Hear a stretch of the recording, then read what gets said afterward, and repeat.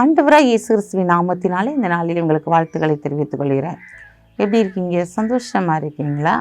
இந்த நாளில் உங்களை சந்திக்கிறதுல மிகுந்த மகிழ்ச்சி அடைகிறேன். இந்த நாளில் நீங்கள் ஒவ்வொரு நாளும் எங்களுக்காக ஜெபிக்கிறீங்க, நாங்களும் உங்களுக்காக ஜெபிக்கிறோம். பிறந்த நாளை, திருமண நாளை கொண்டாடுகிற பிள்ளைகளை இயேசுவின் நாமத்தினால் ஆசீர்வதிக்கிறேன். இந்த நாளிலும் கூட ஆண்டவருடைய பாதத்தில் நான் அமர்ந்திருந்து ஜெபிக்கிறேன்.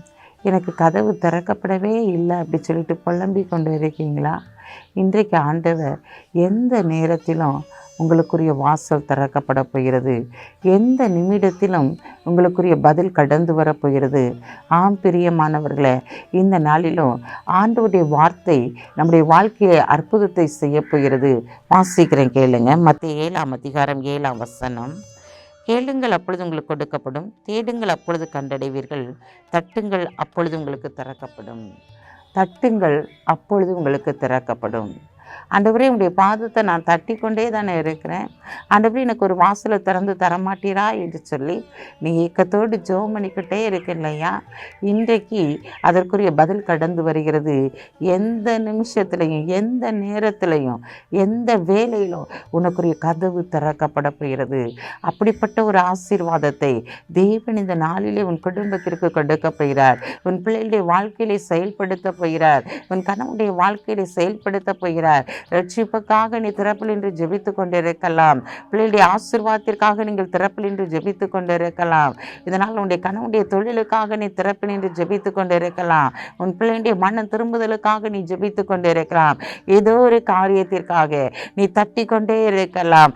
ஆண்டவர் இன்றைக்கு சொல்லுகிறார், எந்த நேரத்திலும், எந்த வேலையிலும், எந்த நிமிடத்திலும் நீ ஜெபித்து கொண்டிருந்த காரியத்திற்கு கதவு திறக்கப்பட போகிறது.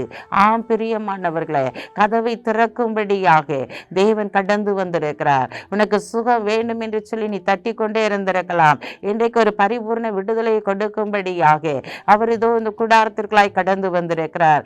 என் அன்பு மகனே, மகள, இதோ நீ தட்டி கொண்டிருந்த காரியத்திற்கு இதோ பதிலை கொடுக்கும்படியாய் நான் கடந்து வந்திருக்கிறேன் அப்படின்னு சொல்லி இந்த நாளில் உன்னை அற்புதத்தை செய்யும்படியாக, அதிசயத்தை செய்யும்படியான வாசல்களை திறக்கும்படியாக ஆவியானவர் இந்த நாளில் உன் குடும்பத்திற்குள்ளாய் கடந்து வந்திருக்கிறார்.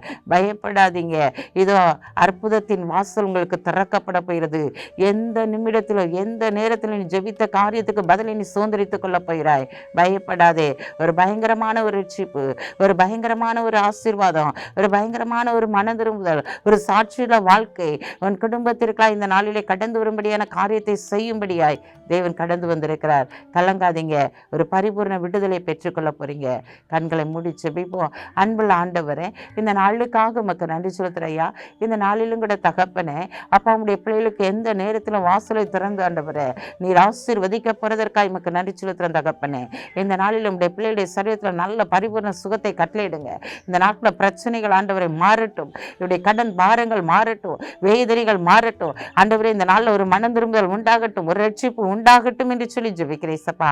இந்த நாளில் தகப்பனே துதிக்கிற சோதரிக்கிற பிறந்த நாளை, திருமண நாளை கொண்டாடுகிற பிள்ளைகளை இயேசுவின் நாமத்தினால் ஆசீர்வதித்து ஜெபிக்கிறேன் சப்பா.